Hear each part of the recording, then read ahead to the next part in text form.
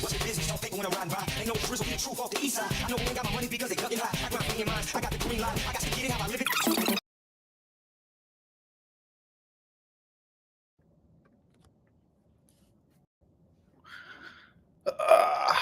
Well, welcome to the show.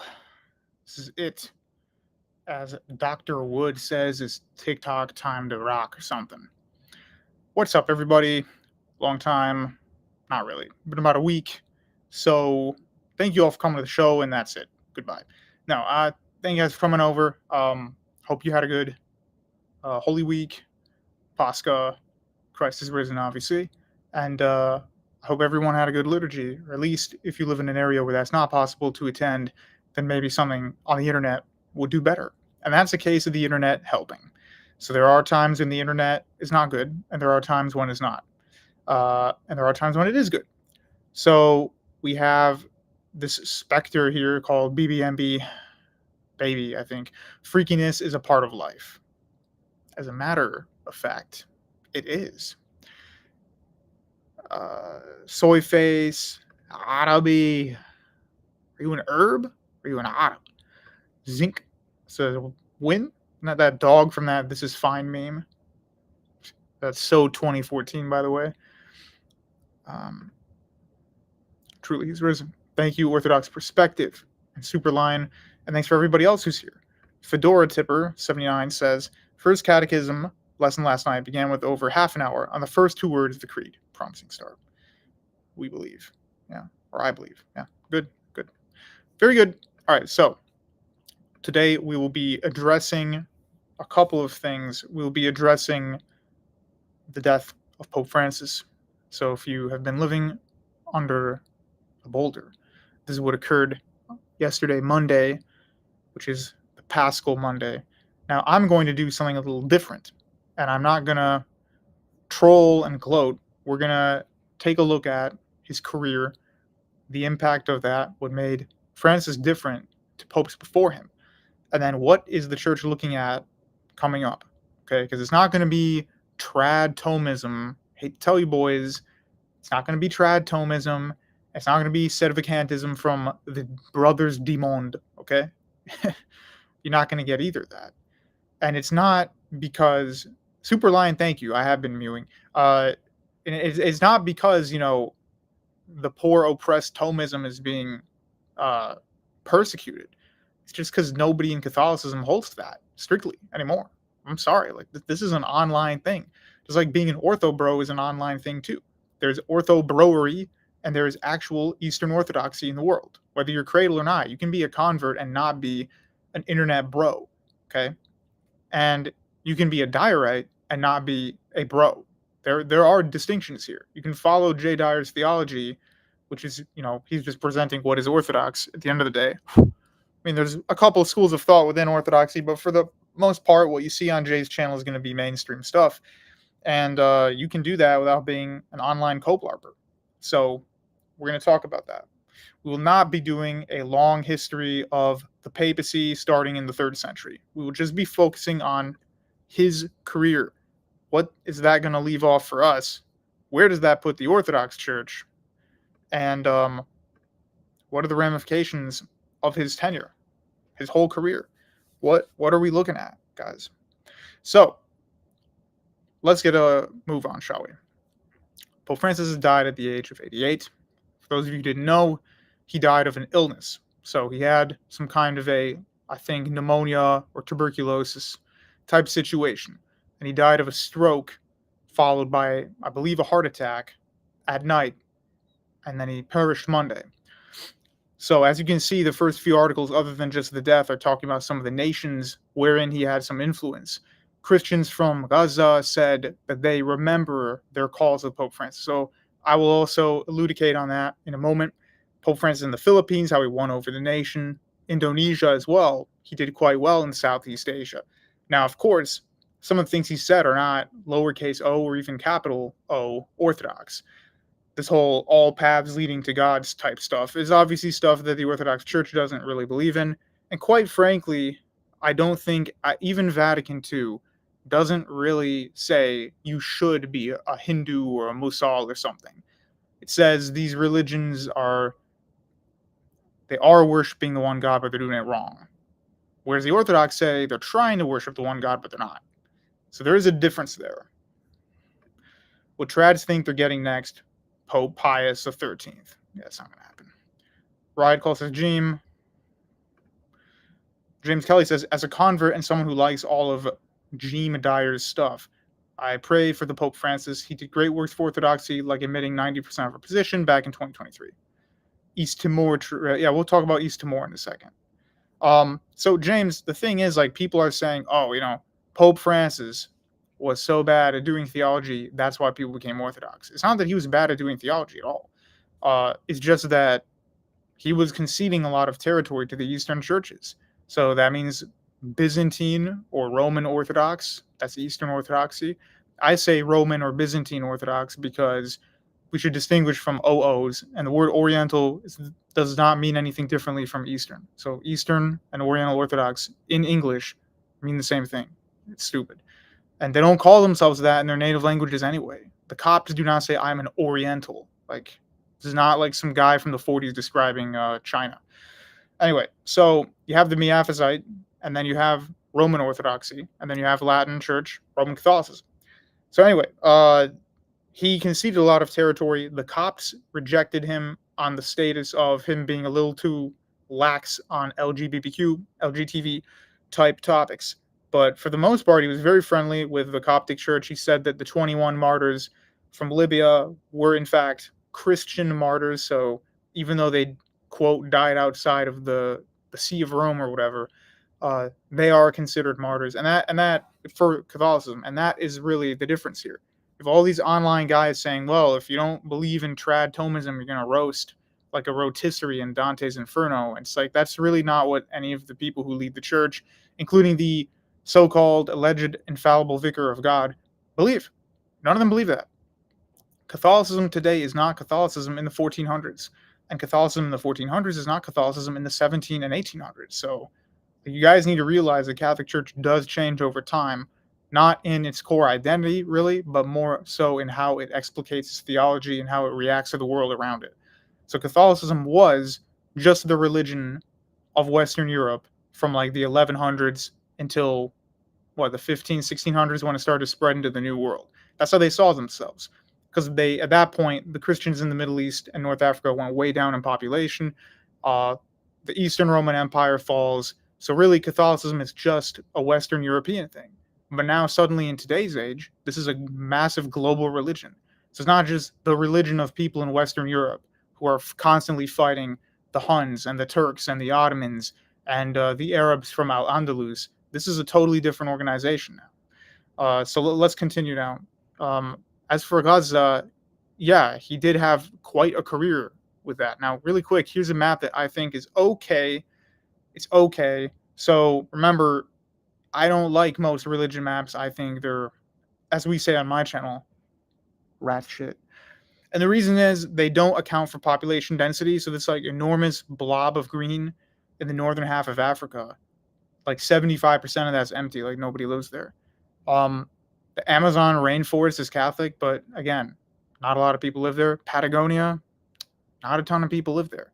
Siberia, okay, part of Siberia, I think that's Yakutia in Russia, northeast of Siberia, says Orthodox. Great, but there's like 200,000 people live there, and it's the size of the United States. So that's not really representing the reality that well. Same with Islamic Central Asia, not super high population. So they should make the higher populated places darker. Anyway, the blue, again, I don't like this map because the Protestantism, like, what does that mean? High church, evangelical, Pentecostal, prosperity. You get it. You get my qualms of this, obviously. Now, there's no Shia Islam, there's no Ibadi, nothing. It's literally just the Muslim religion. And there's no Oriental Orthodox. So really, what is the point of me showing this map? The point of me showing this map is just to show where Catholicism is in its minorities and its majority. Majority will be the darker red, and minority will be the lighter red. That's it. I don't fully endorse that map because I think I do the maps a little bit better than that. Okay, so let me get out a couple of tweets that I think will be pertinent information and a few things that I've bookmarked. So let's go to my Twitter. Let's go to my tribe. My tribe. This is my tribe, baby. All right, check it out. This is my Twitter. Why did I post this? Well, here. To any Muslimin claiming victory because a quote-unquote Zionist has perished, Pope Francis was despised by the Israeli ministers of justice and foreign affairs for his determination to help Gazans. He also corrected Bibi to say that our Lord Jesus spoke Aramaic. Then I further talked about this in another tweet. I don't know how I have like 12,000 YouTube subscribers and a lousy 200 followers on X, so let's get a little better, guys. This is a real quote. Former Israeli ambassador to Italy, Dror Adar, has accused the late Pope Francis of anti-Semitism, surprise, surprise, and urged the Israeli government not to attend his funeral. Adar claimed that the Pope's stance on the war in Gaza and his criticism of Israel fueled global anti-Semitism. I don't know. Statements like that probably fuel global anti-Semitism. Like, not trying to be a total jackass, but... So the official Israel channel said rest in peace and posted a picture of him at Fort Antonia. If you get that, you get that. And then it was deleted. Cardinal Pizzaballa the patriarch of the Latin Church of Jerusalem. So Latin Rite Catholicism. It's not Greek, not Melkite, not Maronite. It's just the Latin Church in Jerusalem. He says Gaza was one of the symbols of his pontificate. And this guy also, Cardinal Pete Sabala, he would be a great next pope. We're going to talk about that in a moment as well. Chungus Kitten, I follow this profile. It's got some interesting stuff on Christians in Gaza and some other parts of Palestine as well. Pope decries the appalling harvest of civilian deaths, and Pope Francis urges inquiry into Gaza genocide allegations. So as you can see, he can't be a Zionist, and also Catholicism can never be Zionist. I don't know what crack these guys are smoking, but the Muslimin clearly do not understand anything about the differences in Christian theology or history whatsoever. As a matter of fact, Protestants and Catholics trying to wipe each other off the face of the earth probably thought that Islam was a completely irrelevant religion at that time. They weren't bothered with it. Right? The Protestants thought the Catholics were the Antichrist religion. The Catholics thought the Protestants were going to destroy all the hard work that they put almost 2,000 years of church history into. And we're desperately trying to get them not to fragment. This was a war of civilization. Nobody cared about what people were doing in the Ottoman Empire theologically. Politically, maybe, but not theologically. I'm going to check a bookmark real quick. Here we go. This will be some of the predictions. So, yeah, it's a little better. All right, everybody can see. Yeah, Pizza Ball. His name is literally Pizza Ball. Now, he's not on this map, on this plot. I think he has a decent chance, not because he's a trad, whatever. He's not a trad, he doesn't care about Thomism, he doesn't care about Dominican purism. He was a very courageous guy. He kind of embodied what Pope Francis was all about. And we're going to get into Pope Francis' career in a second. So please be patient. Cardinal Pietro Parolin from Italy, he's a moderate. Okay? So he's just yellow means moderate. He's against surrogacy and feminism and trans stuff. Cardinal Peter Erdo, conservative. He's against refugee acceptance. I don't know whether he just means illegal or not. Either way. And he's against liberal interpretations of the church. Cardinal Luis Antonio Tagle from the Philippines, probably the most liberal choice here. Cardinal Matteo Zuppi, again, even more liberal than Tagle. If I butchered the names, my bad. Raymond Leo Burke, United States. I don't think there's a high chance, being honest. He had issues with, Pope Francis had issues with him. So I really don't think that's going to be the case. They're not going to get a guy in there that's the polar opposite of Pope Francis. Sorry. William Jacobus Ayik, again, sorry if I butchered the name. Strong conservative views on marriage. I have read a couple of things that he said. So that would be an interesting choice, but I don't know.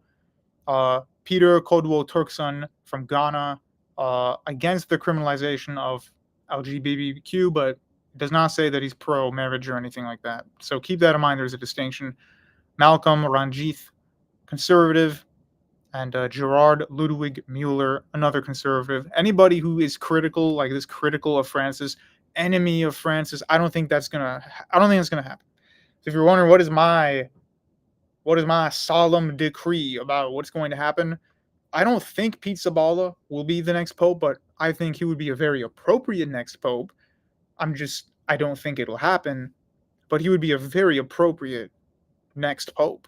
He embodied a lot of what, he embodied quite a lot of what Francis did and said and wanted. So I'll get you guys an example. Pete Sabala. His name is Pete Sabala. It's not a joke. It's not a trick. It's literally his name. So here we go again. Latin patriarchate in Jerusalem. Probably annoying people with the way he's dressed, but it's pretty cool. It would be cool if he were pope. I don't think that's obviously on him. I don't think it'll happen, but it would be cool for multiple reasons. He actually is. Here's an example. Cardinal Pier Battista Pizzaballa, the Latin Patriarch of Jerusalem, offered himself as a hostage in exchange for the release of Israeli children taken by Hamas during the October 7 attacks. So he's not total anti-Semite or anything like that, obviously. It's not anti-Semitic, He doesn't hate Israelis, but he has sympathy for Palestinians in Gaza who are dying. And he has sympathy for the Christian community there. So that is something to keep in mind here. Yeah. Here's some odds that I don't know how accurate this is. I don't bet on popes, but the next pope, deadline June 30th at 8 p.m. So the highest chance we have here is Luis Antonio from the Philippines. Oops. Sorry, guys. Luis Antonio from the Philippines. So he is the highest chance. Then we have Fridolin Ambongo. The Sungu, I don't know much about him at all. And then Peter Turkson, we saw him earlier from Ghana. So he's not that liberal, but he's not that conservative. He's in the middle. So I don't know. We don't know who's going to be the one. Where is Pete Sabala? 1,200. That's not horrible, to be honest. Like, he's what, 7th place? I mean, maybe 8th. That's not horrible odds. Cardinal Robert Serra. I don't know how accurate this is. What are the chances of Cardinal Robert Serra becoming the Pope? Kind of small, because I don't know. Like, correct me if I'm wrong, but I think they're not going to get a non-white, especially a global South Pope, in there because they think that they're just going to be reactionarily way too conservative. So that's like kind of a form of almost liberal racism. So it's like, we don't want you, but not because we're conservative, but because we're liberal and you're conservative. Let me read. So, guys, yeah, I have 110 viewers. Can we not have 10 likes? Come on. Come on. Arcadius. Yeah, I don't know what this is about. I'm not getting involved in that at the moment. Hello, Jeem.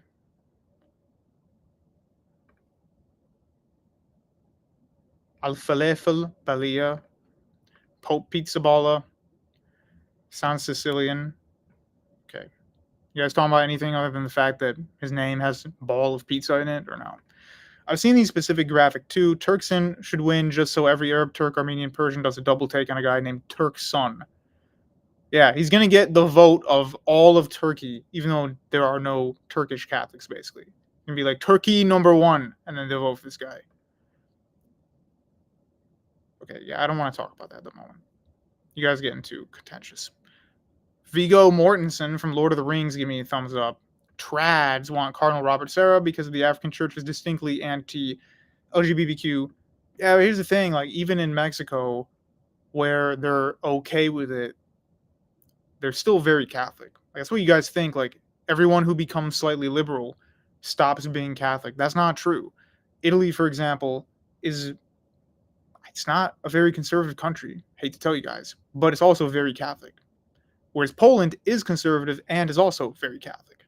Southern Germany is not conservative, but it is also very Catholic. So you can be not conservative and Catholic.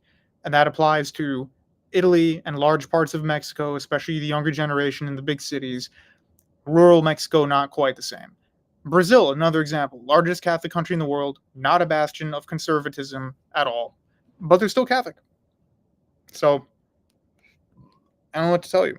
I don't think Robert Serra's going to win. Like, you guys just need to move on from that. I don't think that's going to happen.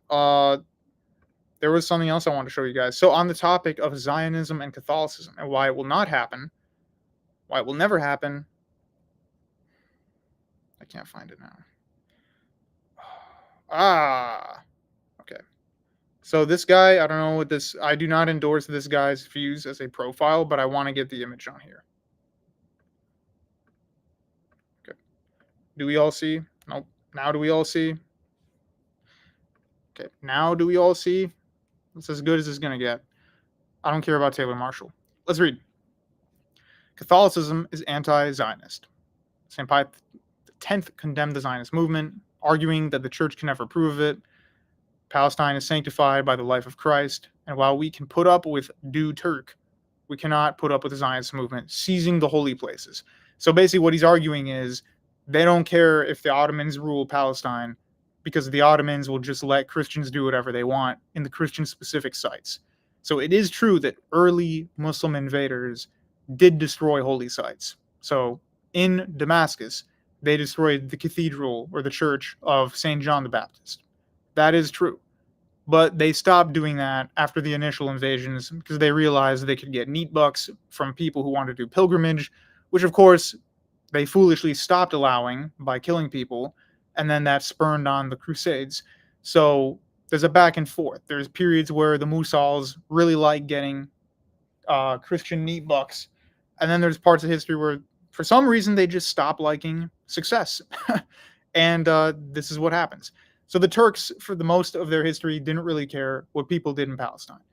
We'll read again. Professor F. Scaduto, an Italian canon lawmaker, the Vatican justified its reserve as a result of the necessity to uphold its neutrality towards all warring parties, but alluded near the end of these remarks that the Catholic Church's abhorrence of both Protestantism and Zionism.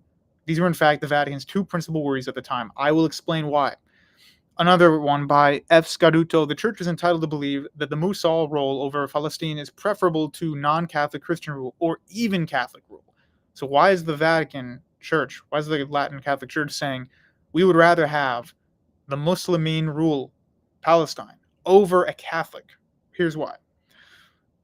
It may fear the propaganda of the non-Catholic Christian, and the Holy See may well prefer Muslim rule and Muslim propaganda to Protestant rule.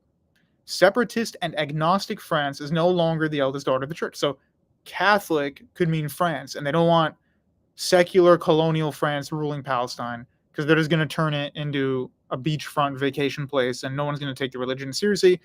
Italy still has unresolved problem of the church's temporal rule.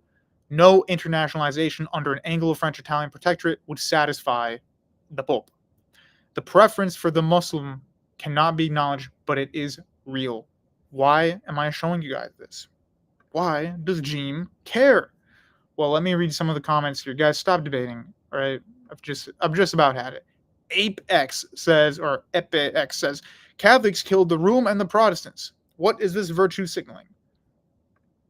Zav, I'm not commenting on this stuff. So you guys are trying to force me into some position. Like, stop with the drama. I don't care what Jay Dyer said. I don't care what Andrew Wilson said.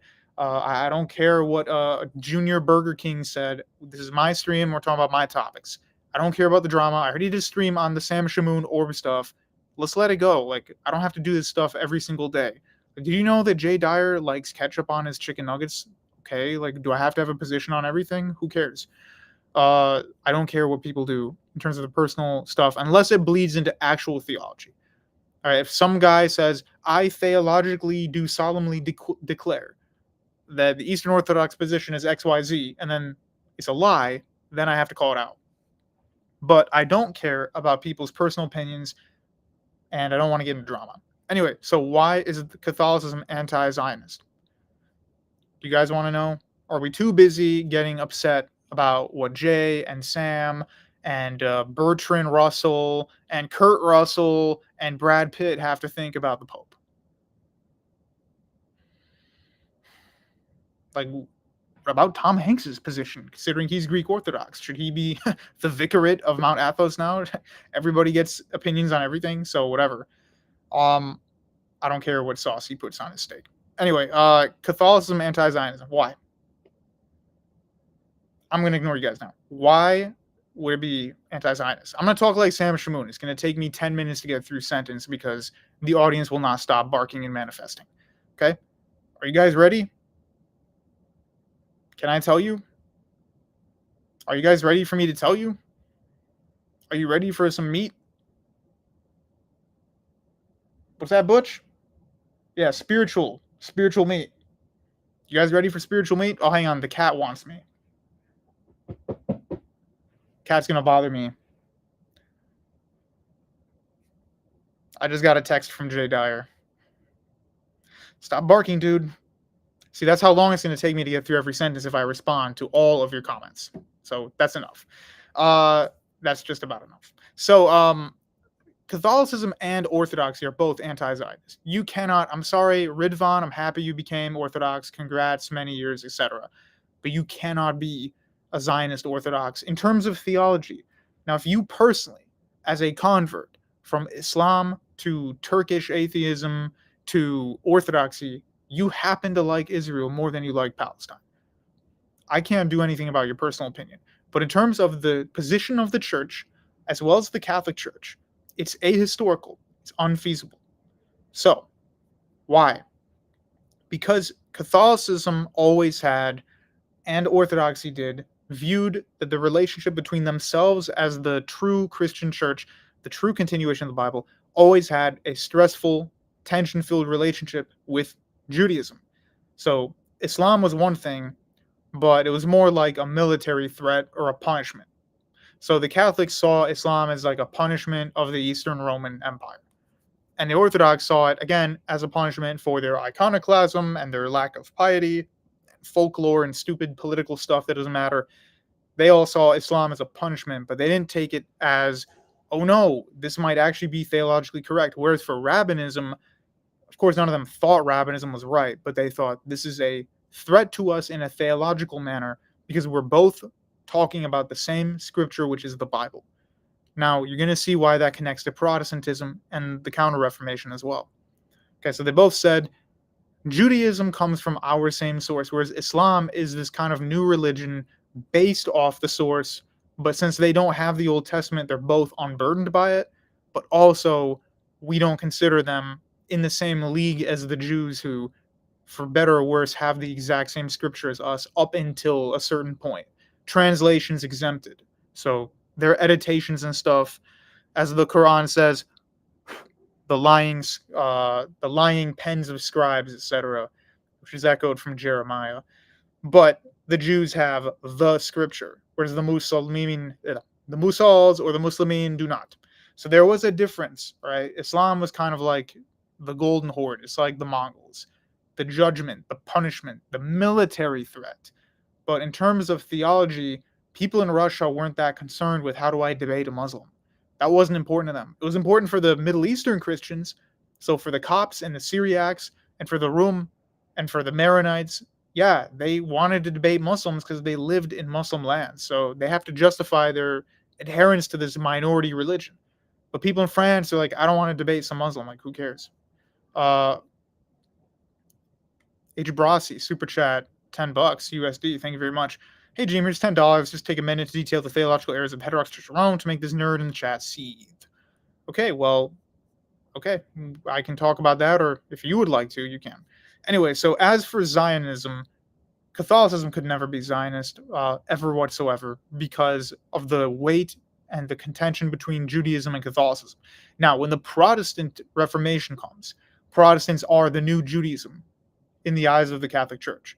So in the eyes of the Catholic Church, the Eastern Orthodox Church is just heretical Catholicism. It's just the Greeks getting up to no good, the Copts getting up to no good, but they're still, they're still with it. For the Catholic Church, they still share the same root. So remember how we talk about the roots, right? The Jews have the Bible, but they don't have the church. The Orthodox have a semblance of a church, but they don't have the same church as the Catholics. So there's like concentric layers of who's more correct than the other. Now, when the Protestants come, they don't have the church because they're arguing that it's always been wrong. Now, of course, if you're really hardcore Reformed, you'll say there was a blackout period, the darkness of the apostasy of the church, and it was always wrong. Whereas some more consistent Lutheran and Calvinists would say, no, Catholicism was correct up until a point. The point is they're breaking off of it, but they're not some old apostolic see. They really are a new thing birthed out of Catholicism. Even Redeemed Zoomer will admit that, like, he doesn't actually think that the first century church was Calvinist. So that is the big difference there. And so for the Catholic Church, Protestantism is the new form of Judaism. You already had Judaism, and that's a problem in and of itself. But now you have Protestantism, which is these guys arguing, we have the same scripture as you, plus we have the New Testament, and you're wrong. Actually, not just you, all the apostolic churches are wrong. That was a big threat because Protestantism was considered the same thing. And if you look at who created Zionism, it was the British Empire. Why did the British Empire do this? I thought they were secular. They were, but the English had a Hebraist and also Orientalist bent. So it's going to seem kind of confusing and counterintuitive. How can they be Orientalists, meaning pro-Arab, Arabophile, but also philo-Semitic at the same time? Well, they were. That's what's confusing about the British Empire. So let's get the British Empire out for a second. Or the British Umpire, if any of y'all watch softball. All right. I want a good map. Green. Who uses green for the British Empire? Absolutely disgusting. I don't know, Chief. These are so bad. Yellow. Everyone knows yellow is the color of Spain.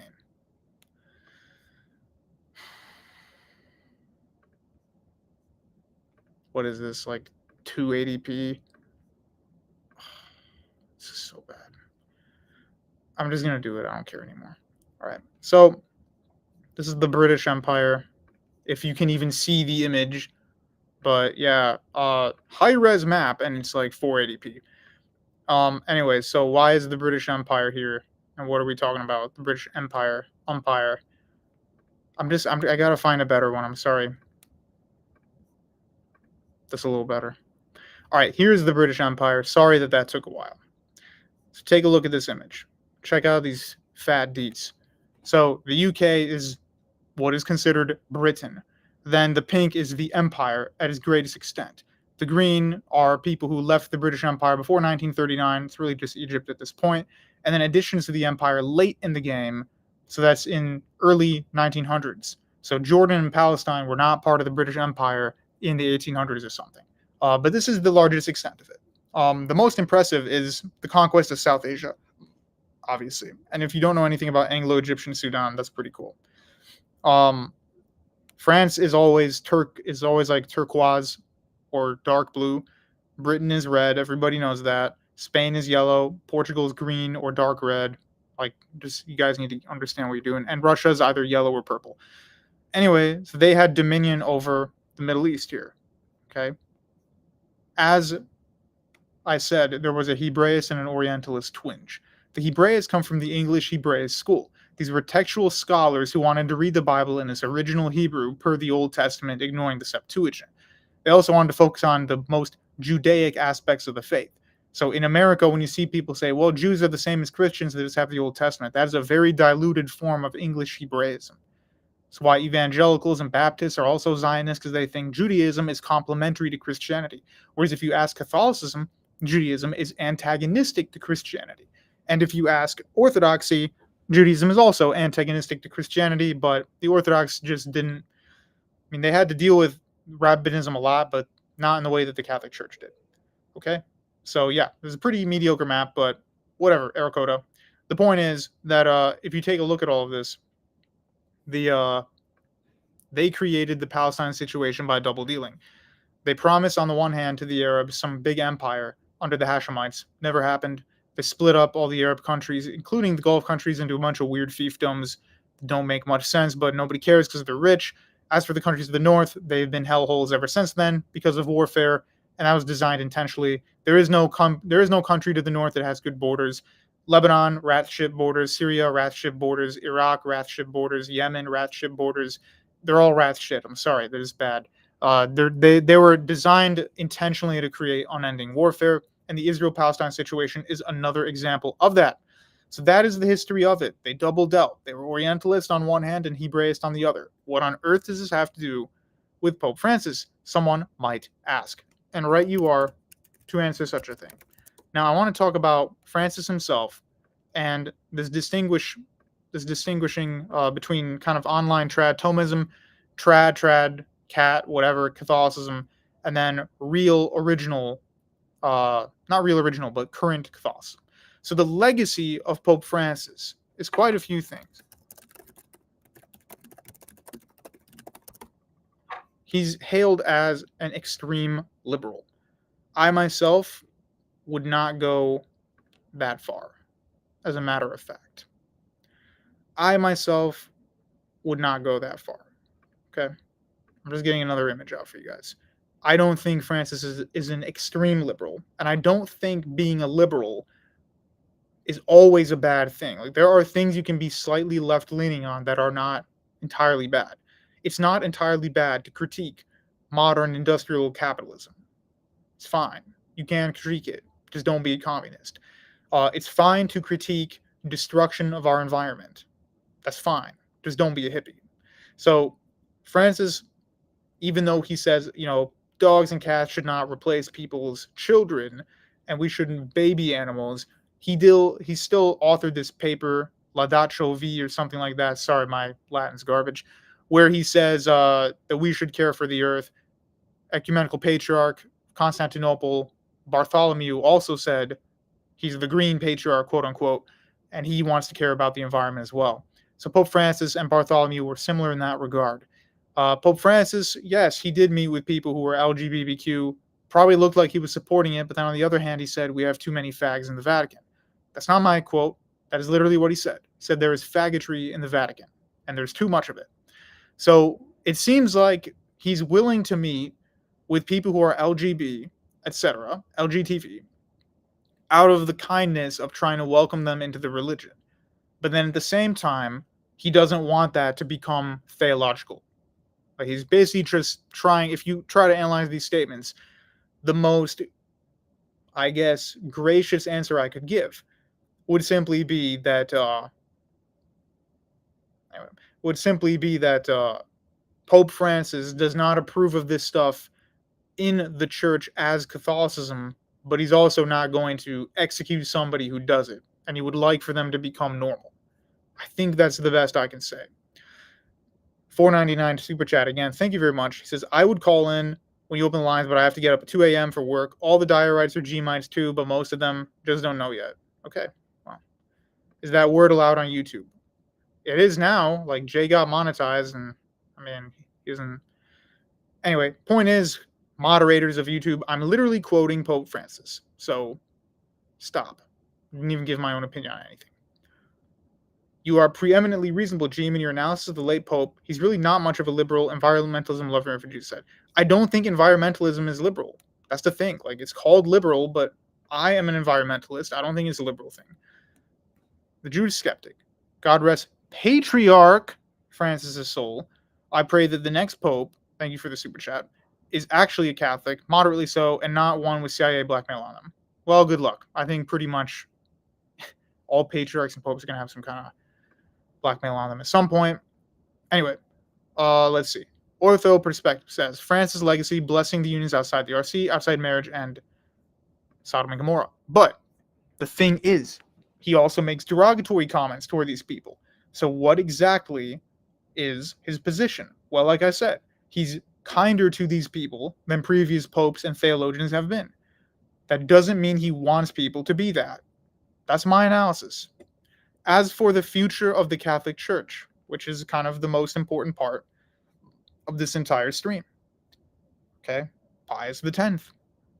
Okay? John Paul I, John Paul II, Benedict, and Francis. So, Benedict was kind of the last attempt to cope LARP as a trad. Now, I'm not trying to be mean, but that's what he did. He did the whole trad pope apparel and the outfits, but Benedict himself was not very conservative, as a matter of fact. He was also kind of a universalist, quote unquote.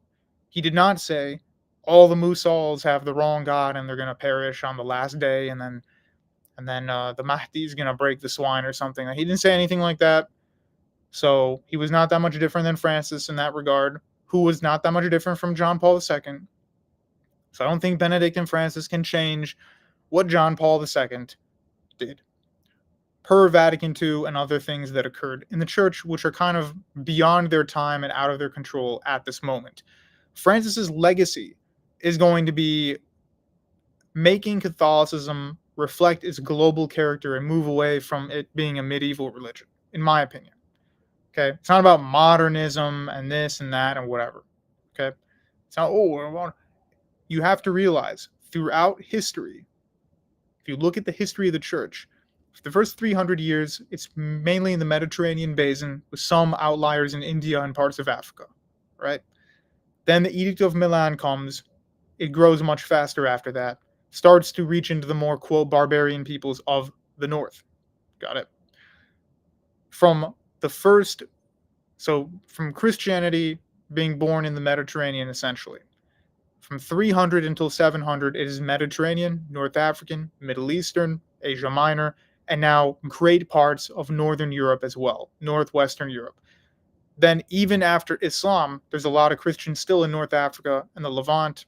As the centuries go on, their population dwindles smaller and smaller as time progresses. So after Islam, we still have a unified church, which is Eastern and Western Europe. Then in 1054, the official date of the schism, but let's be honest, it was probably in the 900s when things really started to pull away. So from the 300s until the 900s, we had quite a large religion that was beyond the Mediterranean even. Then from the 900s until the 1400s, that's 5 centuries or so, Catholicism becomes centered on the Germanic peoples. Not just Germanic peoples, but I'm saying, the Frankish kingdom, the Holy Roman Empire, and Germanic parts of Italy, because Spain was under the domain of the Muslims for most of that time. So Spain and Portugal don't really count as the center of power of Catholicism at this point in history. Let's get a map, actually. And this is why I'm bringing this up. And yes, I will, in fact, be mentioning... I will get back to Francis. This does have to do with Francis. So don't think I'm just saying stuff to say it. Okay. Let's take a look here. All right. With the Byzantine Empire, the Eastern Roman Empire, still in existence, Fatimid Caliphate, Caliphate of Cordoba, so Al-Andalus, and then, as you can see, what Catholicism actually owns, even in this period of time, is going to be Poland, the Holy Roman Empire, the northern half of Italy, and France, and the British Isles. This is mainly Northwest Europe. That's the West. Then Spain becomes freed over time. But they're cut off from Eastern Europe due to the Orthodox. They're cut off from the Middle East, North Africa due to Islam. So for this period of time, from the mid-1000s up until the 1400s, Catholicism becomes this medieval, only Western Frankish Germanic religion. Not only, but majority. Then the discovery of the New World, the freedom of Iberia, the recapturing of Iberia, and Catholicism becomes now a global religion. They converted the natives by the millions, Zav says. Okay. So we went from basically this pan-Mediterranean old world religion to then being pan-European after Islam, to then being just Western European after the Great Schism. Now it's global again. So Francis is taking us out of the medieval LARP. If you're Catholic, the medieval LARP is over. Obviously they had centuries to do so, but for a long time, the primacy of this kind of medieval LARP attitude of the popes, at least in like their presentation of themselves, was still present, up until maybe the First World War and the Second World War. So Francis's legacy, why he's called Pope Francis after St. Francis of Assisi, and other saints as well, is because he's trying to move the church away from, we are the based trad Latins. Instead, we are a global religion with global people. We're over 1 billion people, many different schools of thought. You don't have to be an Augustinian, you don't have to be a Dominican, you can be a Jesuit, you can be a Franciscan. So there are different schools of thought in Catholicism. Let's take a look at that. Of theology. And then I'll open up the calls. This is not what I wanted.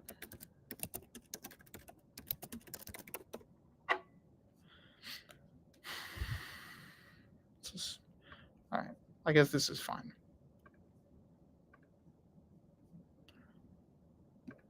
Okay. It's Reddit again. Don't kill me, but it's Reddit. We have the Augustinians, the Franciscans, the Benedictines, the Dominicans, the Jesuits. So this is kind of inaccurate because you can collapse Augustinian and Dominican into one. I don't even know if Benedictines have to be there, but whatever. I think that you guys need to understand the differences here. So Franciscan is going to be kind of the most, quote, liberal of the Catholic schools of theology. Jesuits are also quite liberal, and Benedictines are kind of in the mix of that as well. Dominicans are the more hardcore. This is the school that Thomas Aquinas operated out of. I do think that Aquinas can be reconciled with a less Dominican Catholicism if you just admit that Catholicism is a lot of different schools of theology, Scotist, Jesuit, Franciscan, etc. And it's not just Thomas Aquinas. So if you're Thomist, you have to hold that position. If you're a non-Thomist Catholic, which is, let's be honest, 99% of them, you don't have to hold that, and you can hold to accepting all of these schools or only one or two of them, and you'll be fine. You can very heavily disagree with some of the harder rad trad Dominicans, and you'll probably have the favor of the church over them.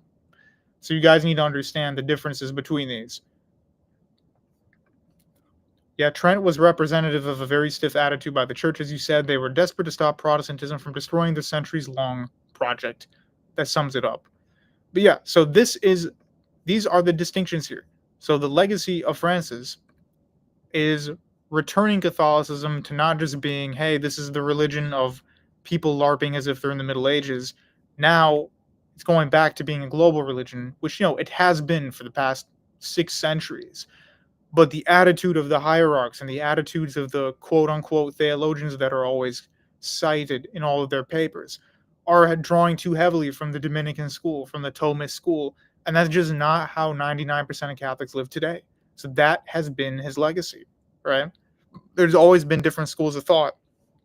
You had people like St. Francis and St. Francis de Paula, St. Martin de Porres, and other saints in the Catholic tradition. So obviously the Orthodox don't recognize them, but in the Catholic tradition, who, for example, loved wildlife, communicated with animals, claimed to know about the souls of the animals they were talking to. Then on the other hand, in the 1700s and maybe the late 1600s, you had people who would ritually burn foxes and dogs and cats to death for no reason other than entertainment, and rabbits too. It's like, where's this disconnect here? Well, obviously, those people were a bunch of barbarian villagers who probably were not even properly literate. They didn't have a good concept of nature and the environment and the world around them, the sanctity that Orthodoxy teaches as well. So they were a far cry from Franciscan theology, and yet these people claimed, at least on paper, to be Catholics. It was also Cartesian times, so you have to understand these great differences here. So that's that. That's my great speech. I'm not going to open up the ability for you guys to call in, but where do I think we're going to go? Who do I think is going to be the next pope? I don't think it's going to be Robert Serra. It's like you guys who are like, I'm a rad, trad, whole milk supremacist, but I need this guy from Africa to save me. I don't think it's going to happen. Not because I don't like him or anything. It's not realistic. I don't think it's going to happen. So feel free to call in. I only have 60 likes and like 120 viewers. What is that? What is that rat's donkey? So there's the call in. I recall you telling me the Protestants burned more witches than Catholics. Yeah, they did, because the Catholics, they recognized the witches existed per se, but they didn't acknowledge it as much. It was more like, hey, if you're a witch and you're doing magic, you're actually not. There is no black magic. Only the church can do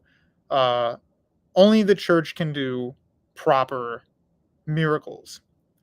I agree with you, Imperator. This isn't a critique of the Vatican. That's not a critique of the actual popes. I'm just saying that illiterate folk people who were inspired by the culture of their times were doing that, not the official Catholic Church. Let's get Two Crooks in here just for the fact that you're always here first. How's it going? I managed to go to the Armenian church in Toronto, both on Good Friday, where we actually did a march around the local area in Toronto. So I think for a lot of people, that was their first time or the only time in which they see a traditional Christian group just displaying their faith. And what's interesting is that they're actually doing some sort of Armenian genocide recognition march later in the month, because it'll be the 110th anniversary of the event. It will end in the Turkish consulate going in front of it, but I will be back I'm already in Northern Ontario back for work again, so I'm not going to take part in it. I just hope things don't get ugly. So you're not going to attack the Turks? Is what you're no. Well, I'm in Northern Ontario anyway, plus Canada already recognizes the Armenian genocide, so that's pretty good. I just hope things don't get ugly for people. But I also did attend the church on Sunday. So what's actually pretty funny is that both times I went there, I kept hearing people mention my dad's village in Lebanon. And I'm like, oh, wow, it's like a town of only like 3,000, 6,000 people. But every time I try to see who said it, they just disappeared into the crowd. So I'm like, small world. That is quite weird. Well, there you go. You got your reference. Let me just answer Fedora tip, because I did bring up the cat stuff, so you're right to talk about that. Who is the Pope who caused the plague by killing all the cats, letting the rodents multiply? I think that event has been widely exaggerated. As a cat lover myself, I did a lot of research into that, unfortunately, and I think that has been a little widely exaggerated. The Pope did not tell people to do anything to cats, and people couldn't read his statement anyway because they couldn't read. But through Chinese whispers, they got the message somehow that cats were involved in the occult, which they were. There were not cats, obviously, but there were witch-type people and pagans trying to do rituals with black cats. So black cats in particular had a weird superstition attached to them, and so a lot of people would try to mass kill them if they thought they were related to a witch. But at the same time, you had medieval monks and priests writing about cats being good utilitarian pets.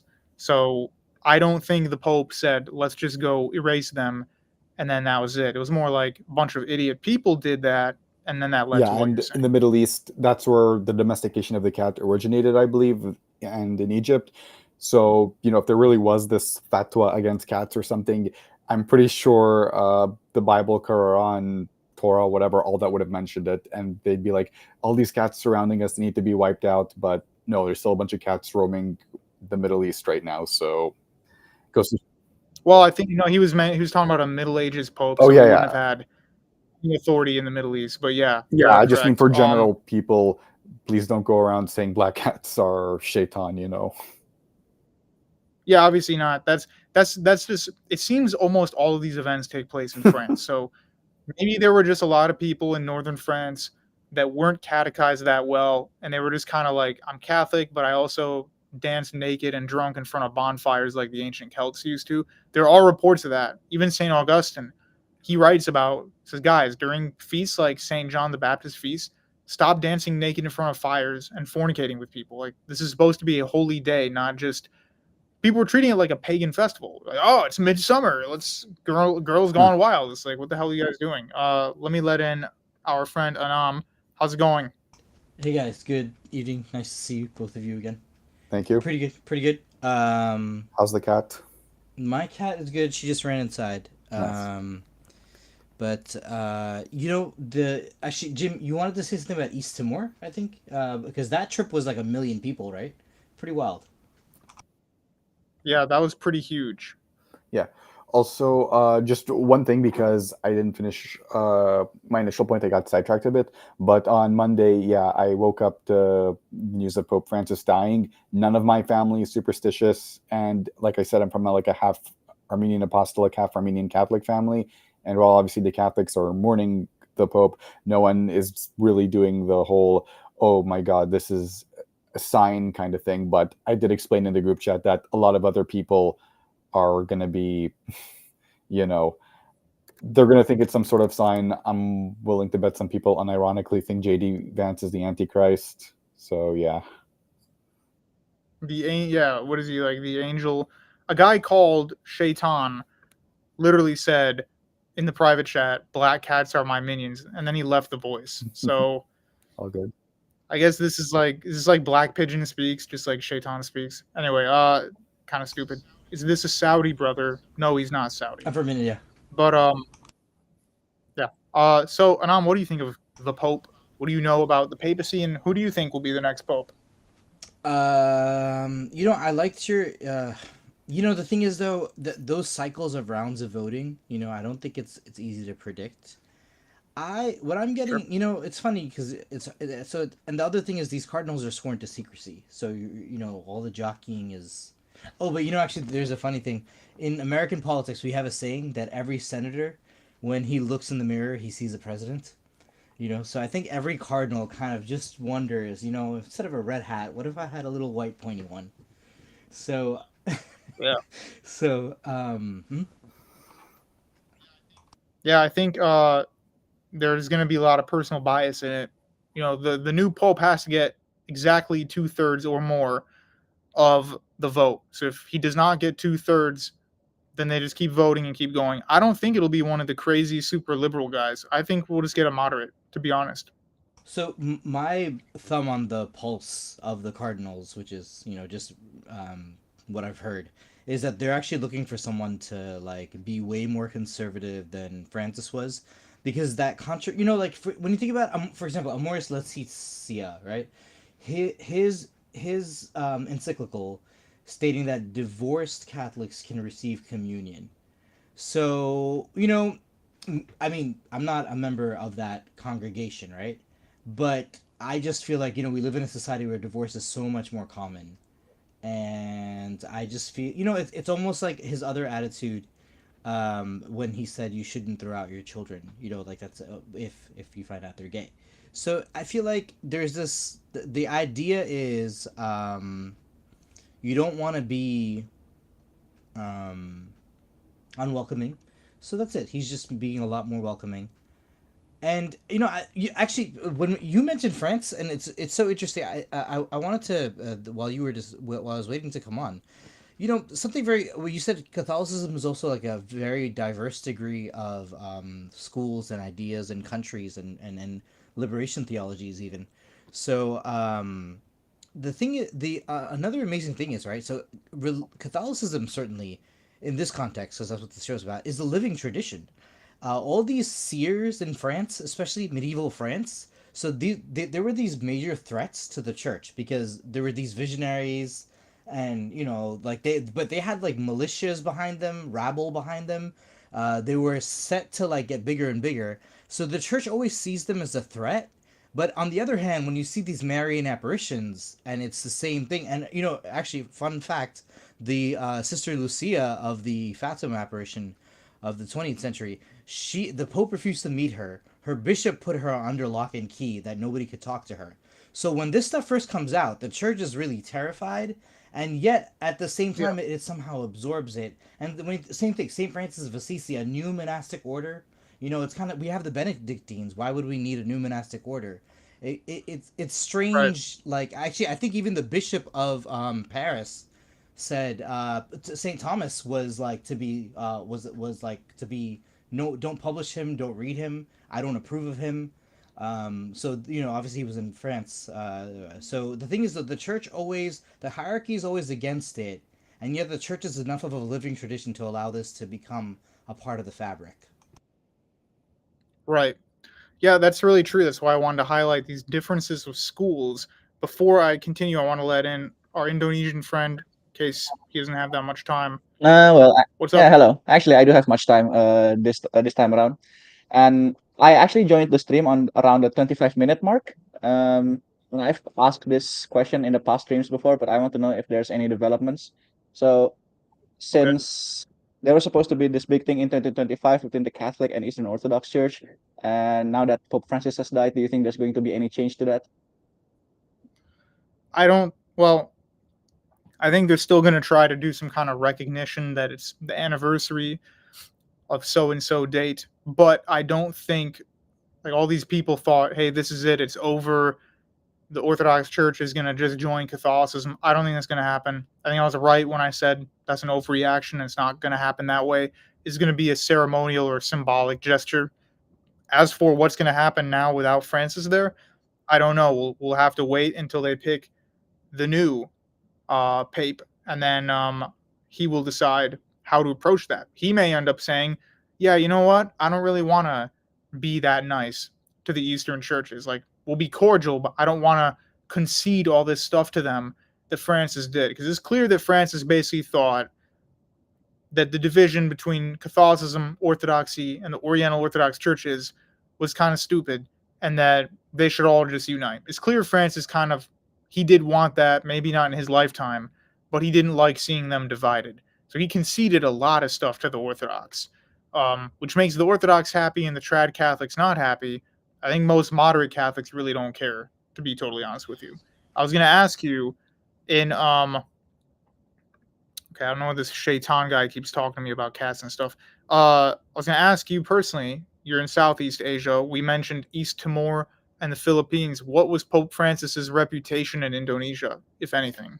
Yeah, so there when he visited, there was mixed reactions to that. There are the usual moderate, normal people reaction, which is okay. So he's the Catholic guy who's very outreaching and friendly to other religions, which is always nice to see. There are, of course, also radical Catholic, the more radical Catholics and more radical Muslims who don't like that. There was this time that Pope Francis visited a mosque, and they thought that was very haram. He shouldn't be allowed to do that. Um, there were people who acted like that. Um, that's basically it. Other than Pope Francis visiting, he's just not that popular. Well, yeah, obviously it's a massive Muslim country, but I thought it was quite interesting. The East Timor thing was very interesting. Actually, if you don't mind me asking you again, real Sure, sure. quick, in the Indonesian context, what is your understanding of the whole crisis between the government of Indonesia and East Timor? Because it is kind of relevant here. Uh, well, when it For the average people, they don't think about it that much because Indonesia is such a large country that East Timor is so far away from the major city centers, so people don't really have an opinion on that unless they live near the borders to East Timor. And as for the Okay. government itself, yeah, there's definitely been tension. Maybe not necessarily in recent years because that's basically been done when Indonesia uh, was at its peak of conflict with East Timor. That matter has pretty much been, well, not really resolved, but it's in the past now. There's nothing else that can be done, and Indonesia just doesn't care about this backwater village pretending to be a country or something. The way that I see it. Okay. Yeah, I thought I'd mention that because that did impugn and involve the Catholic Church, where most Catholics would obviously think that was a very good thing that it happened. A lot of Muslims probably wouldn't. But yeah. Do you guys have anything else to add on my thoughts on the future of the Catholic Church? Let me go back to this image because these are not all the people that could be elected, but they're the main candidates. I don't think Burke is going to be elected because he was. I don't think they're going to get someone who's literally the polar opposite of Pope Francis. They'll get someone a little more conservative than him, but I don't think you're going to get a polar opposite. I still think it'll be funny if Turkson wins and just causes mass confusion for the Middle East. Turkey number one. Turkey wins. Yeah. Yeah. I don't know too much about him. I'll look him up after this. Yeah. Also, I think it'll be helpful for people to realize there's a distinction between wanting to criminalize homosexuality versus taking the actual position Judaism, Christianity, and Islam alike have on gay marriage. To some extent, I don't like how this chart frames it because to some extent they're saying, okay, if they don't want gay people to get married in the church the same way a Jew or Muslim wouldn't in their religions, it's like, oh, do you hate them? You want to put them in death camps or something? But no, that's a whole new sentence. Maybe people need to realize the difference. Yeah, I don't think people do realize the difference because you can be anti-criminalization, but then still be like, hey, wait, it's still not really allowed in our religion. We just don't want to stone people. And but also, yeah. even right now, instead of doing this whole let's pretend that the church always said gay marriage was legal, a lot of gay, lesbian, bi, whatever, they're now doing the whole you're not making our lives better, you're making Christianity worse. They don't even care at this point for getting a lot of the religions to legalize gay marriage. They found it's just easier to not just be part of that religion and like, okay, don't be part of it. Yeah, just don't be part of it then. I'm gonna let in. We have one other guy who's waiting. Let me change the screen type. Hey, how's it going? All right. What did you want to comment? I was just curious on the topic. You're familiar with Joseph Chiambra? Have you seen any of his stuff? He does a lot of. What do you think of him? Because I've watched a couple of his things. I think it's interesting. His stream with I think Gene Gomolka was very. I kind of looked at it not like I'm going to blindly believe all of this, but I want to kind of. Is that the guy who's always talking about the abuse yeah, stuff? And he'll sometimes get a little like feral under like if you're on Twitter, he'll like comment a bunch like way frequently. It's a little bit. It's a lot. But I think that he brings up some interesting points. And I wanted to know what you guys think of it because I know, Jim, you're not like, Jack Chick anti-Catholic. You're very open to dialogue, and I was just curious, like, what do you think about this guy? I don't know. I mean, I've only watched one or two of his videos. Ironically, I know him more from X. Okay, yeah, I see him on X all the time under everybody's post. Like, it's crazy. Well, I don't see him much anymore, but I used to always, whenever there was something like Happy Pride Day in LA, and then he'll comment and be like, yeah, that's Catholic. The Catholics do this. It's like on every single post. So I maybe he should not just focus on that topic in particular. Yeah, like here's the thing with the whole abuse thing. As horrible as it was, the worst part was people trying to cover it up. And I was going to say, there are some accusations against Francis in his diocese when he was in Argentina. What do you think about those? Because we're talking about him. We want to be respectful, obviously. My best friend is a Roman Catholic. I'm not going to slander anything. I'm just like, what do you think? I want to take this stuff seriously. Like, is there validity to this? Is this something we should be talking about more often? I don't know. I mean, obviously, it's something we should talk about. But, regarding after his death, it's like, maybe it's a bit too soon. But it is something that Well, I'm not that familiar for exactly what Francis did. I know there are some people on X that I follow who blame him for not solving this thing in the wake of Benedict stepping down. It still has not been solved. I was just going to comment. Obviously, the actual abuse is the worst part, but what makes it unique in Catholicism was the way in which it had been yeah. covered up. However, I would still say in rabbinism and in probably some circles of Islam as well, there are people who've done this. It just hasn't been publicized because we have much more freedom of journalism in the West than you have in South True. Asia and the Arab world. So Yeah, I mean, and I've heard of issues in Orthodoxy as well with, you know, scandals and things like that. So it's not like it's exclusive to one institution, which I think is, you know, very overblown in the way people talk about Catholicism online. I just, with the cover-ups, it's I feel like there's a very kind of blasé response where they'll just throw that infographic out and be like, oh, per capita, and like kind of just throw it at you and dismiss it. But I feel like it I don't know. I feel like people need to address it within, especially Catholics themselves. And I don't want to get too opinionated here. Like, I'm not really that educated on it. I've just, from what I've seen, and I can't really quote anything necessarily or provide any sources. It's just my own opinion is like, this is a problem that people don't take seriously enough on the internet. In real life, you talk to your lay Catholic, they'll be very willing to like have a conversation about it, admonish it. Whereas a lot of people online, you see them with like, you know, they got a profile picture of, you know, some saint with like, you know, laser eyes and muscles or whatever. And they are very quick to just dismiss it, which I feel like, I don't know. I'm kind of getting on a soapbox the here. reformers do that too. The worst ones that do that are the high church Protestants. Like Calvinists will my have the red gosh, eyes dude. and be like, Yeah. guess what? You have a stillborn child? Well, he was predestined to hell. Red beam. It's like, Yep. why I'm not going to talk to you then. Yeah. But as for Francis, again, with Digital Pilgrim says Francis protected serial assaulter, Rupnik, and McCarrick disciples. I'm not the master of this topic. I just did this stream to comment on what I think the future will be. So as to your question personally, I'm not entirely sure. We should discuss it. They have failed, whether Francis himself or the other leaders of the church. They have failed to totally give everybody justice if that's what they're looking for. Have they succeeded in maybe not allowing it to happen as much? Probably, because we don't really hear about this as much anymore. So I don't think it happens as much. But maybe more justice needs to be done, would be what a lot of people are saying. Last thing, completely unrelated. Sure. You should get on stream with Sieg again. That was so funny. Like I forget Yeah, how that was funny he is until I watch his streams, and then I leave like laughing, and then I go back and watch another one, and I feel like you guys got good have very energy. different demeanors, and it's very funny to just like see you like step back and like let him go off. I don't know. I thought it was very funny when he came in on. Hey man, I gotta rest my voice sometimes. That's why you're all on here. It's time for you guys to talk. You know, if I could give a spiel.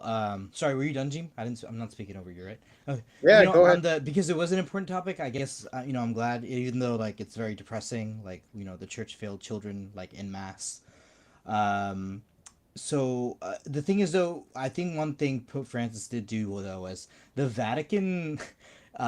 Because it's its own country, their laws were so arcane and convoluted. You couldn't even convict somebody because, you know, of the chicanery.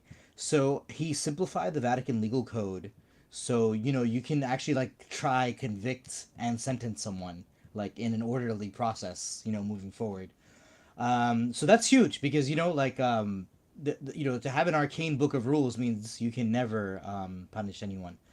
And then, but you know, the ironic thing though is, right, the same guy he appointed to investigate all this, you know, corruption in the Vatican, he wound up, you know, like dismissing the chief prosecutor that he hired.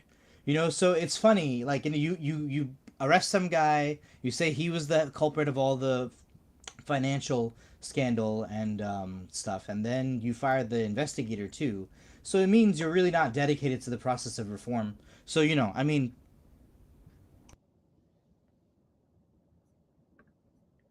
Yeah. Yeah.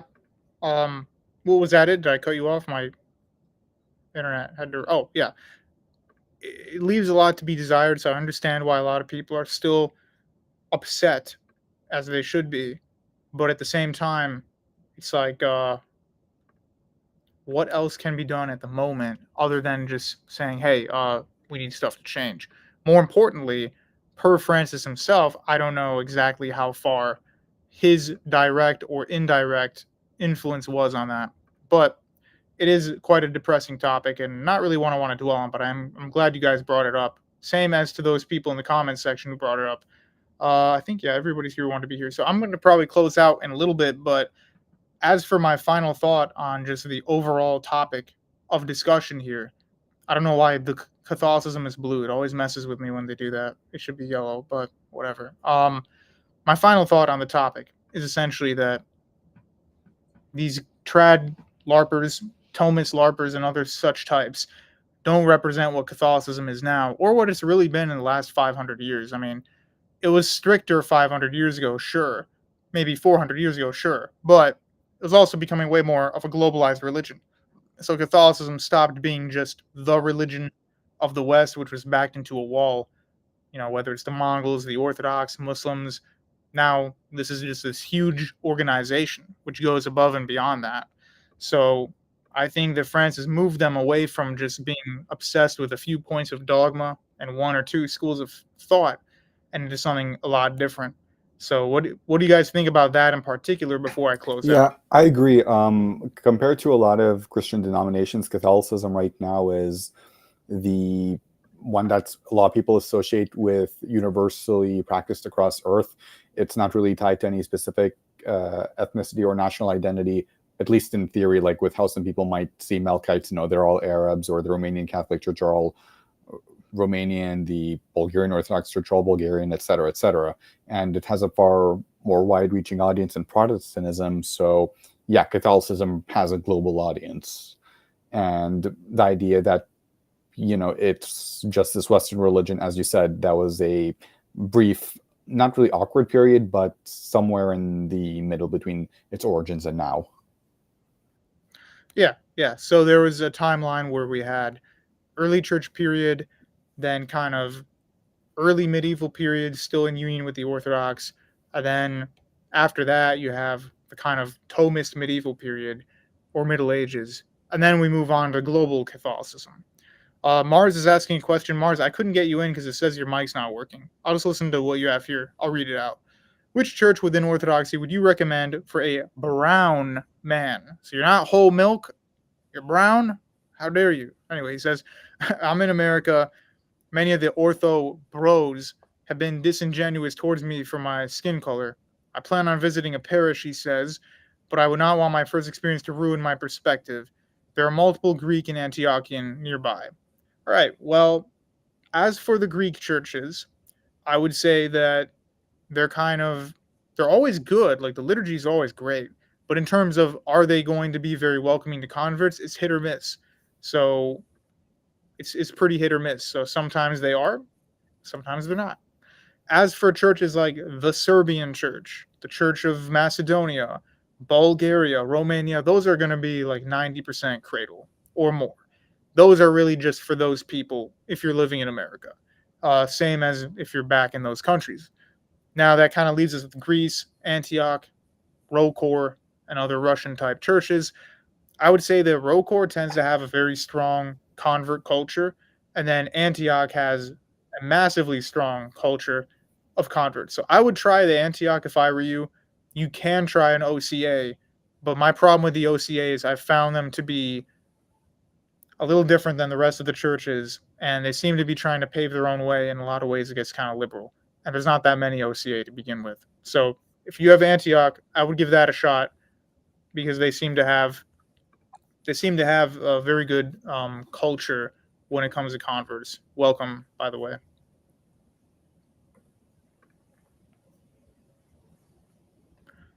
Whoever just joined, Pancho, say something, please. Anyway, you should check them all out. Give each one or two liturgies chance, but generally the Antiochians are pretty good when it comes to converts. All right, guys, I'm gonna close out in a minute. So, Pancho, if you have anything to say, then now would be that opportune time. Otherwise, I got to close out. Might be an orb headed my way, so I got to find that. Any other thoughts from I'm anyone good. else? Thanks, Jim. Well, if PV here is not going to say anything, I'd like to add something to Mars, who's trying to inquire. So I myself, Sure. when in Indonesia, there's not really any Orthodox immigrant population. So the Orthodox churches that do exist are very welcoming, and they're almost all converts. Mostly converts from other types of Christianity, but there's also other ex-Muslims there too. If you're really concerned about that, Mars, maybe take a look at the church, at that particular church building, and when they were established. Maybe they were established by immigrants, or if they're not, maybe there might be have no biases towards cradle Orthodox if you're really worried about it. But you seem to be aware of this, and you are aware that just because you have a bad experience doesn't mean the whole religion is wrong. So I'm sure you have that prudence and fair judgment. Yeah, definitely. Like some of the comments here say, Chance and a few others, Greek churches are usually very good. There are some examples where they're like really super cradle, but I don't think it's as common. I think you'll be fine. Even the super cradle Greek churches are very nice to converts. So I would go Greek. You said you have Greek in Antioch. Check them both out. All right. So check them both out. I agree, definitely. All right, guys. I'm gonna close out. Thanks for calling in. I'll do my final thoughts, and then that'll be the end of the stream. Pancho has a question. Dude, you're here. You could just talk on the mic, but I'll read out your question anyway. He says, I have two questions. I read y'all book, The Misunderstood Bible. I read the dualistic part. I saw that you talked about the Hellenistic and Platonic dualism. Okay, if you can activate your mic, that would be better. He says, wait, I'm not finished. I'm not going anywhere. Go ahead, type up the rest. Is there like a word count limit on the private chat? Can you Go listen ahead. to me? Nice, nice, nice. Well, sorry if my English is not that great. I'm Mexican. Okay. Okay. So when I was reading the Hellenistic and Platonic dualism, I was wondering if would you when you are going to talk about the Zoroastrian dualism, because it's very popular in social in pop culture, and sometimes Christians get wrong about the whole dispute about God and the Satan, and they confuse it's very similar to the Zoroastrian form, but the Bible has a very different outlook.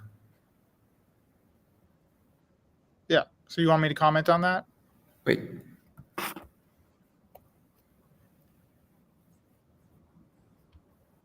Yeah. Okay. Yeah, I mean that is definitely a big thing. That's why I wrote those parts in my in the chapters. I forget which ones I wrote that in, but in common like pop culture Christianity, people struggle with the dualist aspect that you were talking about in the dualism part. So they tend to think, not all Christians, but some of them, people that maybe don't read into it that much, think that their primary identity is being like, as Sam Shamoon says, an orb or a soul. And it's like, yes, we do have souls. You are infused with that, but you're a composite. So you're flesh and soul. And actually, in the Bible, there isn't a word for body. There's no word for body. It's just flesh. So you are flesh, and the flesh and the soul together are the body. That's it. So it's not like there's this big difference between the world of the body and the world of the soul. Like some religions, even in schools of Buddhism, they teach that we were all part of some cosmic goo, some cosmic ocean, and then you fell away from the cosmic ocean and became your own identity, and then when you die you'll go back into the cosmic ocean. So we don't understand that in that way. We know that the soul is something that we have the moment we're created. It wasn't there before, and it's not like a ghost that's different from your body. It's part of that. Obviously when you die, in terms of heaven and stuff, you're not going to have literally your old man body, but in the resurrection you will have a body of some kind. Okay, thank you for that. But well, talking about the whole restaurant thing, I was wondering if you are going to take on the whole objections that say You see, they are similarities. It's borrowed. Yeah. I don't think that there's that many similarities between like Christianity, Zoroastrianism, and some of those other religions like Mithraism, Manichaeanism. I think that pop culture Christianity can look similar to that, but people who really read into the theology, they're not going to be similar. And there's a book that's really good on this by this Jewish author called Ezekiel Kaufman. And Kaufman does a great analysis of ancient religions at that time. So that includes Zoroastrianism, the Babylonian religion, Egyptian pharaonic religion, and like Platonic Hellenism. And he shows where the Bible itself, whether you're Jewish, Christian, or even as a Muslim, as long as you don't believe in like crazy Ash'ari metaphysics, you shouldn't be in the same school as these other religions. There's a big difference between them. So I'll do a video like that in the future. I've touched on that in the past, but that you could write a whole book on that. So who knows? Maybe I'll do a mini book just on that subject. Good question. Yeah. Hey, I had this kind of personal question. So when I was reading like the doctrines, I was like, well, some of them are similar, but someone asked me why I ought to choose Christianity over Zoroastrianism. What would you tell me? What would I tell them?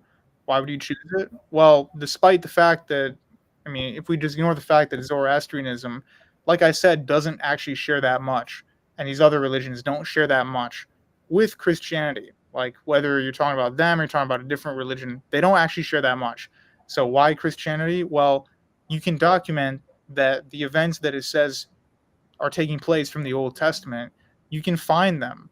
You know, you can't find every single one. I'm sure they'll find more in the future, but you can find a very large collection of them that at least prove, without a shadow of a doubt, that what the Israelites were recording, those events did happen.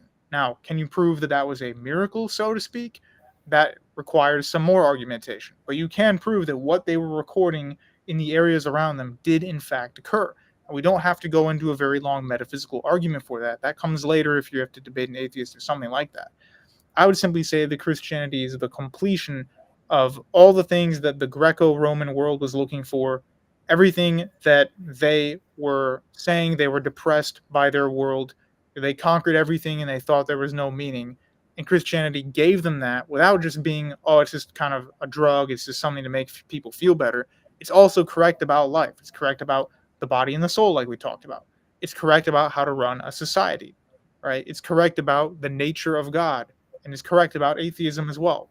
So why believe it? Because it's correct, not just because you want to believe it. Hope that helps. Yeah, that helps.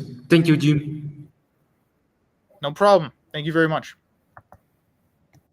All right, guys. I have to go, so I'm sorry to anyone else in the chat that did not get a chance, but I had to go like 15 minutes ago, but we had a nice last-minute call. Thank you for watching. This is Jim of the Fruit Club, and I'm not officially sponsoring this hat, but it would be good if they wanted me to.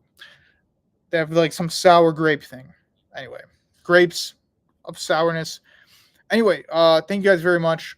My final thoughts are the legacy of Francis is moving Catholicism away from something that it's already been moving away from anyway, making it more accessible as a global religion, more reflective of that and not reflective of, I think there's a big disconnect between the way in which most Catholics lived and did their life and believed in God. It was a more, I don't want to say spiritual endeavor, but just much different than what these very high echelons of cardinals and other theologians were writing about, constantly mimicking people from the medieval and Middle Ages during a time of Catholicism, which, while true and valuable if you are a Latin Catholic, it's also ignoring the fact that you had the first 300, 400, 500 years that weren't like that, and you have the last 500 years that also weren't like that. And he moved them away from just one strict dogmatized school of theology into others. Do I think a super hardcore liberal or a super trad are going to take office? I don't think so. Would I bet money on it? No. I don't know why people are doing like DraftKings Sportsbook with the papacy. Anyway, if you're just watching this now, please rewind, take a look at some low-quality, blurry maps that I showed that I didn't author, and check out my other streams as well. We didn't cover that much theology today, mainly history, and talked about theology, but not theology itself. So thank you very much for that. Check out, if you're new, my channel. So subscribe, like, comment, share, and leave a comment after the stream is done. In addition to that, look at my library of topics I've covered on my channel. Oh, Gene, what's your response to atheism? I don't know. Check the atheism playlist. It's been there for a while. It's waiting for you. And there's many other topics as well. We also covered Protestantism, Hebraism, Zionism, Catholicism, and Orthodoxy, and how they all intertwine. So check those out. You can also buy my book, The Misunderstood Bible, 2nd edition, on Amazon. I also have the Edit the Void, Essays Against Atheism. It's like a 90-page short book, just some random hypothetical essays I wrote against atheism that I think you guys would like if you're into philosophy, metaphysics, and history. So check that out. And then a new book called The Misunderstood Apostle will be out probably in like 4 days. So that's like 150 or so pages. I think you guys will enjoy it. Might want to lower y'all audio because we are going out.